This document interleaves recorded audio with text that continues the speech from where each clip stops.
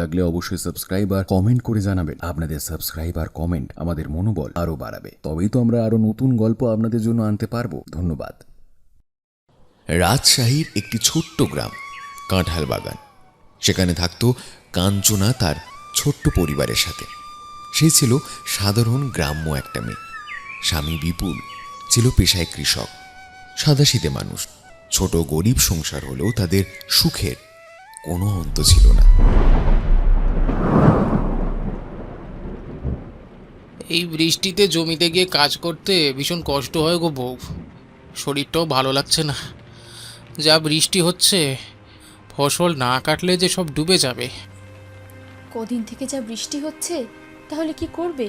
না, এখনো খুব একটা মাঠে জল দাঁড়ায়নি। তার আগেই আমি সব তুলে নেবো গো। আজকে ওই জন্যই তো বেরোতে হবে। কয়েকটা মুগরিও বসিয়েছি, জমিতে মাছ পড়বে। হ্যাঁ, এই বর্ষাকালে আর তো চাষ করতে পারবে না। নদীর জল উঠে সব নষ্ট হয়ে যাবে। ওই যতটুকু হয়। বেলা করে লাভ নেই গো, আমি যাই, ওগুলো নিয়ে আসি। চলে যাচ্ছ যে, ছাতা নিয়ে যাবে না? ছাতা নিয়ে গিয়ে কি হবে বলো তো? সেই তো ভিজে যাব। তার থেকে আমি একটু পরেই ফিরে আসবো বরং। হ্যাঁ, আর ছাতা টাতা নিয়ে লাভ নেই। বিপুল চলে যায় গ্রামের রাস্তা দিয়ে ধান ক্ষেতের দিকে। এদিকে কাঞ্চনা বাচ্চাটাকে কোলে নিয়ে ঘরের ভেতরে প্রবেশ করে। বাড়ি ফেরার সময় তার দেখা হয় গ্রামের জমিদারের সাথে। কি রে, কটা মাছ পেলি? ওই তো 200 গ্রাম মতো চিংড়ি মাছ আছে বাবু। আমাদের বাড়িতে দিয়ে আসিস। বউ বলছিল লাউ চিংড়ি করবে। আর চিংড়ি মাছ লাগবে, আর যা দাম হবে আমি দিয়ে দেবো, চিন্তা নেই। এই কথা শুনে বিপুলের মুখে হাসি ফুটে ওঠে। একেবারে সব চিংড়িগুলো বিক্রি হয়ে যাবে। সে হাসি মুখে বাড়ি ফিরে আসে।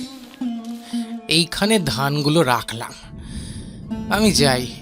চিংড়ি মাছটা বরং দিয়ে আসি জমিদার বাড়িতে। বিপুল বর্ষায় কাদামাখা রাস্তা দিয়ে যেতে যেতে হঠাৎ ঝোপের মধ্যে একটা বড় শোল মাছ দেখতে পায়। তা দেখে ধরতে যায়, আর তখনই ঘটে একটা বড় বিপদ।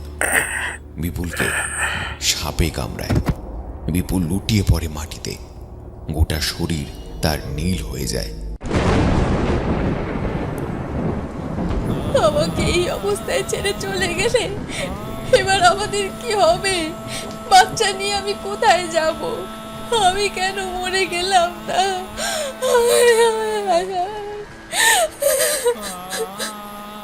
তুমি শান্ত হও বোন, শান্ত হও। নিজেকে শক্ত করো। কান্নাকাটি করতে থাকে কাঞ্চনা। কিছুটা সময় পর গ্রামের বড়রা মিলে তাকে ভেলায় করে নদীতে ভাসিয়ে দেয়। দেখিস, তোর শাঁখা সিঁদুরের জোর যদি থাকে, অবশ্যই সে ফিরে আসবে। গ্রামে এখনো অনেক জায়গায় মানুষকে সাপে কামড়ালে লক্ষিন্দরের মতো কলার ভেলায় করে ভাসিয়ে দেওয়া হয়, যদি অলৌকিকভাবে ফিরে আসে সেই ভরসায়। কাঞ্চনার জীবনে এই অন্ধকারের কালো ছায়া নেমে এলো। একই বর্ষাকাল, পরিবারের এই অবস্থা, তার উপরে কয়েকদিন ধরে অতিরিক্ত বৃষ্টি। নদীর দুকুল ছাপিয়ে জল উঠে গেল ধান খেতে। ধান ক্ষেত ডুবে গেল, ক্ষেত ভেঙে ভেসে গেল নদীর জলের স্রোতে। কাঞ্চনা খবরটা শুনে ছুটে গেল নদীর ধারে। এক মুহূর্তে তার পৃথিবী থমকে গেল। চোখের সামনে তার সব শেষ হয়ে গেল। ধান ক্ষেতটাও নদী গ্রাস করে নিল। আকাশ ভেঙে পড়ল কাঞ্চনার মাথায়।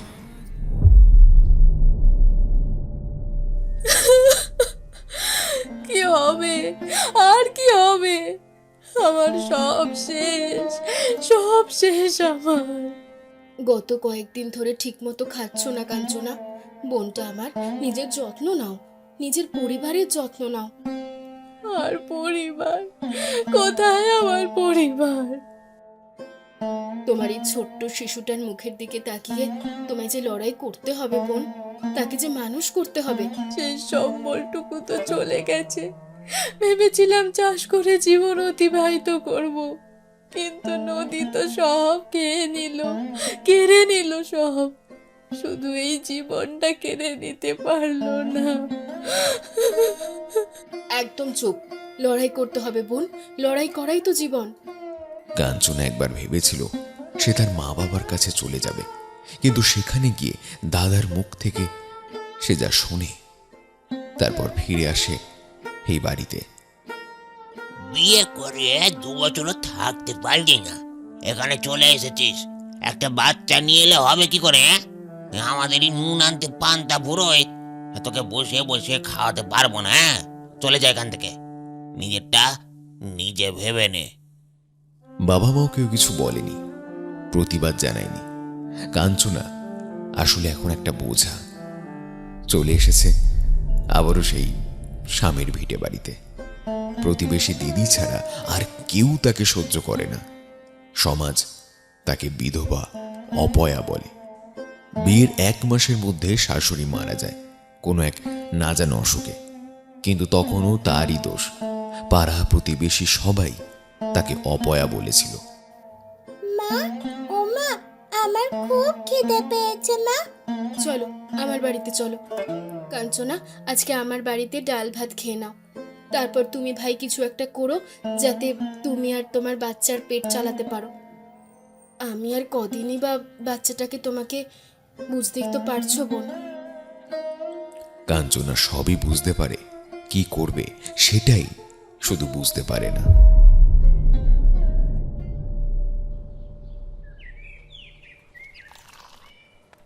আজ থেকে আমি চা বিক্রি করব। সত্যিই তো, কদিনই বা দিদি আমাদের আর দেখবে। দেখা যাক না, শুরু করি, তারপরে যা হবে। রাস্তার ধারে ছোট্ট চায়ের দোকান। কাঞ্চনার প্রথম দিন মোটামুটি তার লোকজন হয়, কিন্তু তাকে কিছু বাঁকা কথাও শুনতে হয়। দেখ দেখ দেখ দেখ দেখ, একেবারে দুধে আলতায় গরম গরম। উফ, এরম যদি একটা বউ পেতাম না। রাস্তার ধারে সে দোকান দিয়েছে। কিছু গ্রামবাসী ও কিছু বদ ছেলের বাজে নজর তাকে প্রতিদিন বিরক্ত করে। যত দিন যেতে থাকে দোকানের সামনে তাদের উৎপাত বাড়তে থাকে। প্রতিবেশী বউরাও 4টে কথা শোনাতে ছাড়ে না। দেখ দেখ কেমন দোকান দিয়েছে রাস্তার ধারে, দেখ। লোক দেখিয়ে যত নাটক, ছি ছি ছি ছি ছি ছি। দেখছিস না দোকানে কত পুরুষের ভিড় হয়? বেদ বা মানুষ সবই তো বুঝিস। এলাকার ছেলেদের মাথা খাচ্ছে, জমিদার বাবুকে সব জানাতে হবে। কাঞ্চনা সব অপমান লাঞ্ছনা মুখ বুজে সহ্য করে, আর রাতের বেলায় একা একা বসে কান্না করে। কান্না করছো কেন বোন? প্রতিবেশীদের সব কথাই আমার কানে আসে। লোকে তো কত কথা বলবে, অত শুনলে হবে? আজ যদি কারো বাড়িতে কাজ করতে যেতাম তখনও কথা শুনতাম। শহরে কোনো আপিসি কেরানির কাজ করলেও কথা শুনতে হতো। সৎভাবে মাথা উঁচু করে বাঁচার জন্য চা দোকান দিয়েছি। আমার কাছে যতটুকু সামর্থ্য ছিল তার মধ্যে থেকে কিছু করার চেষ্টা করছি। কারো কাছে তো হাত পাতিনি, কারোর কাছে তো সাহায্য চাইনি। মানুষের কাজই হচ্ছে কথা বলা। তুমি ভালো করলেও বলবে, খারাপ করলেও বলবে। ওসব কথা একদম কান দিও না। দিন দিন কাঞ্চনার রাস্তার ধারে চায়ের দোকানে কিছু বদ ছেলে ছোকরে এসে এত উৎপাত করতে থাকে যে কাঞ্চনার দোকানে কাজ করাটা দুষ্কর হয়ে যায়। একদিন দোকানে জমিদার বাবু আসে আর বলে, এখানে আর তুমি কাজ করতে পারবে না কাঞ্চনা, তুমি এখান থেকে চলে যাও। শহরের ছেলে ছোকরারা এখানে এসে ভিড় করে, আর গ্রামের মহিলা বাচ্চারা ভয় পায়। এটা কি আমার দোষ জমিদার বাবু? তা তুমি বা কেন দোকান দিতে গেলে? হ্যাঁ, আর তাছাড়া গ্রামের বিধবা মহিলা একা থাকো বাচ্চা নিয়ে। গ্রামবাসীরা অনেকেই চাইছে না তুমি এখানে থাকো। আসলে গ্রামের অনেক ছেলেরা তোমার জন্য খারাপ হচ্ছে। আমি কি করলাম? তোমাকে দেখে অনেক মেয়েরা স্বনির্ভর হতে চাইছে, রাস্তার ধারে দোকান দিতে চাইছে। বাড়ির মেয়ে বউ কাজ করবে, এটা অনেকেই চায় না। আমাকে কিছু বলার সুযোগ দেওয়া হবে না। আপনার তো দুপক্ষেরই কথা শোনা উচিত। গ্রামবাসীরা আপনার কাছে নালিশ করলো আর আপনি চলে এলেন। আমার কথাটাও তো আপনার শোনা উচিত। তোমার কথা মানে আসলে সেভাবে তো কিছু ভাবা হয়নি। আচ্ছা ঠিক আছে, কালকে বিকেলে বটতলায় এসে উপস্থিত হও, আমি একটা সভা বসাবো। পুরো গ্রাম একদিকে আর কাঞ্চনা একদিকে। কয়েক মাসের মধ্যেই তার জীবনযাত্রা কিভাবে পাল্টে গেল যতদিন তার স্বামী বেঁচে ছিল ততদিন তাকে সবাই সম্মান করত, ভালো নজরে দেখত। স্বামী মারা গেছে বলে সবকিছু এক ঝটকায় কেমন পাল্টে গেল। 3 মাস হয়ে গেছে স্বামী মারা গেছে, আর সে ফিরে আসবে না। কাঞ্চনা সেটা ভালো মতোই জানে। সারা রাত কাঞ্চনা ঘরে পায়চারি করে, কি করবে বুঝতে পারে না। শুধু শুধু আমাদের ডেকে আনা হলো। আমরা চাই না কাঞ্চনা এই গ্রামে থাকুক। তোমরাই শুধু বলে যাবে, আমাকে বলার সুযোগ দেবে না। তুমি কি বলবে? তোমার জন্য রাস্তার ধারে বদ ছেলেদের ভিড় হয়, আমরা মেয়ে বউরা যাতায়াত করতে ভয় পাই। যত সব বাজে ছেলেদের উৎপাত তোমার ঘরের আশেপাশে। সেটাও আমার দোষ না, সেটা তাদের বাড়ির লোকের দেওয়া শিক্ষার দোষ। তারা সঠিক শিক্ষা দিতে পারেনি তাদের। অবশ্যই তোমার দোষ। তোমার দোষ না তো কার দোষ শুনি? হ্যাঁ, মেয়ে মানুষ হয়ে রাস্তার ধারে দোকান দেওয়া, আচ্ছা আচ্ছা আচ্ছা আচ্ছা, এটা ঠিক শোভা দেয় না গো, এটা ঠিক শোভা দেয় না। তাই দাদা, সেটাই কি না? একটা মেয়ে মানুষ সফলভাবে কিছু একটা করার চেষ্টা করছি, সেটা আপনাদের মেনে নিতে কষ্ট হচ্ছে। আমার স্বামী মারা গেছে কয়েক মাস হলো। যখন আমার ঘরে খাওয়ার মতো একটা দানাও ছিল না, তখন কই আপনারা এসে তো আমাকে আর আমার বাচ্চাকে এক মুঠো কেউ খেতে দেননি, একমাত্র এই দিদি ছাড়া। তখন আপনাদের দেখাও পাওয়া যায়নি। বাঁচার তাগিদে যেই আমি নিজের ইচ্ছেই কিছু করতে চাইলাম, সঙ্গে সঙ্গে প্রতিবাদ জানাতে আপনারা চলে এলেন। আসলে রাস্তার ধারে দাঁড়িয়ে মেয়ে মানুষেরা দোকান দেবে, সেটা ঠিক মেনে নেওয়া যায় না। আমি যদি বাইরে কাজে যেতাম, আমার বাচ্চাটাকে কে দেখতো? আমি যদি কারো বাড়িতে লোকের কাজ করতে যেতাম, তখন ওই একই কথা উঠত, আমাদের খাওয়া পড়ার দায়িত্ব কে নেবে? আপনি নেবেন? নেবেন আপনি? আমি কি তাহলে বাঁচবো না? আমার মতো মেয়েরা কি তাহলে আর নিজের ইচ্ছেই কিছু করে খেয়ে পরে বাঁচতে পারবে না? মেয়ে মানুষরা যাই করুক না কেন, তাকে উৎসাহ দেওয়ার বদলে তার নামে কুৎসা, নিন্দা, অপমান একমাত্র মেয়ে মানুষরাই করে। লজ্জা করে না আপনাদের? আচ্ছা জমিদার বাবু, গ্রামবাসীদের কথায় আপনি আমাকে গ্রাম ছেড়ে চলে যেতে বললেন। কোথায় যাব? কে খেতে দেবে? আমি যেখানেই যাই না কেন, আমাকে কাজ করে খেতে হবে। তাহলে এই গ্রামেই নয় কেন? এই গ্রামের প্রত্যেকে আমাকে চেনে। বাইরে কোথাও গেলে আমার বিপদ বেশি। এই গ্রামে থাকলে ভেবেছিলাম সবাই সাহায্য করবে, আমি বিপদে পড়বো না, কিন্তু তা নয়। আমার চিন্তাধারা ভুল। আসলে গ্রামবাসীরা... থাক জমিদার বাবু, আপনার উচিত ছিল কথাটা ওঠার সাথে সাথেই আপনার প্রতিবাদ করা, কিন্তু তা নয়। আপনি তাদের সাথে কথায় মত দিয়েছিলেন বলেই আমাকে জানাতে গিয়েছিলেন। একটা কথা স্পষ্ট করে বলে রাখি, আমি এখানেই থাকবো। এটা আমার বাড়ি, আর এই রাস্তার ধারেই আমি দোকান দেব। তবে হ্যাঁ, বদ ছেলেদের যদি তার বাবা মা বাড়িতে শিক্ষা দিতে না পারে, সেটা আমার দোষ নয়। দেখি কে কি করতে পারে। আমি একজন মেয়ে হয়ে বলছি, কাঞ্চনা কোনো ভুল করেনি। ও শুধুমাত্র আত্মসম্মানের সাথে ভালোভাবে বাঁচতে চেয়েছে। আপনারা তাকে একটু সহায়তা করুন। মেয়েটা কোথায় যাবে? আপনাদের বাড়িতেও তো মেয়ে আছে, যদি এরকম বিপদে পড়ে তখন? কাঞ্চনা এই বলে চলে যায়। গ্রামের অনেক মহিলারা তার দিকে হাঁ করে তাকিয়ে থাকে।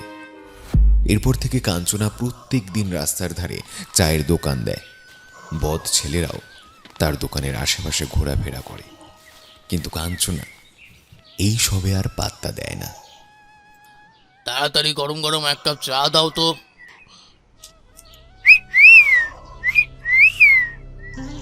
তবে রে বজ্জাত ছেলে, হ্যাঁ, সিটি মারা হচ্ছে, সিটি। গ্রামের মেয়ে বউদের দেখে সিটি মারা শিখেছ তাই না? দাঁড়া দাঁড়া দাঁড়া, মজা দেখাচ্ছি তোকে, তোকে দাঁড়া দাঁড়া তুই।